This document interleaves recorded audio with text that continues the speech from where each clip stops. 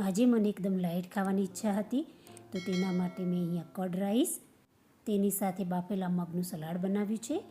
તો બાફેલા મગનું સલાડ બનાવવા માટે સૌપ્રથમ એક કડાઈમાં થોડુંક તેલ ગરમ કરવા મૂકી રાઈ, જીરું, હિંગનો વઘાર કરી તેમાં સમારેલું લસણ, સમારેલું આદું, મરચાં, મીઠો લીમડો, સમારેલી ડુંગળી, સ્વાદ અનુસાર મીઠું બધું બરોબર મિલાવી તેમાં તરત ટામેટાં મિલાવી લઈશું. ડુંગળીને અહીંયા વધારે ચડવાની નથી, થોડી ક્રન્ચી રહે એ રીતે જ રાખવાની છે.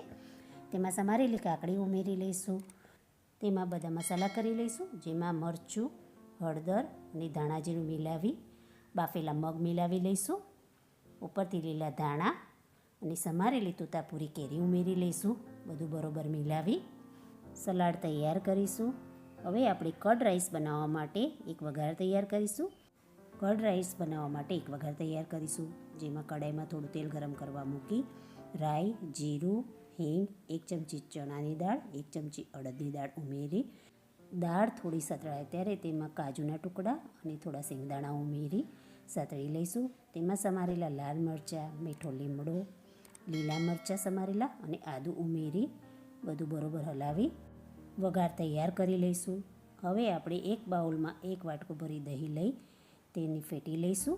તેમાં થોડું મીઠું ઉમેરી દહીંને બરોબર ફેટી તેમાં રાંધેલો ભાત ઠંડુ પડી જાય ત્યારે દહીંમાં મિલાવી લઈશું.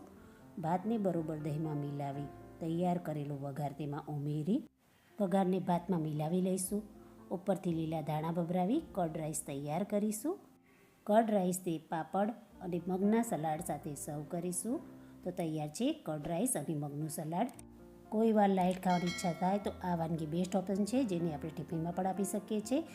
આ વાનગી એકવાર ટ્રાય કરી કમેન્ટ બોક્સમાં લખશો કેવી લાગી તમને પણ.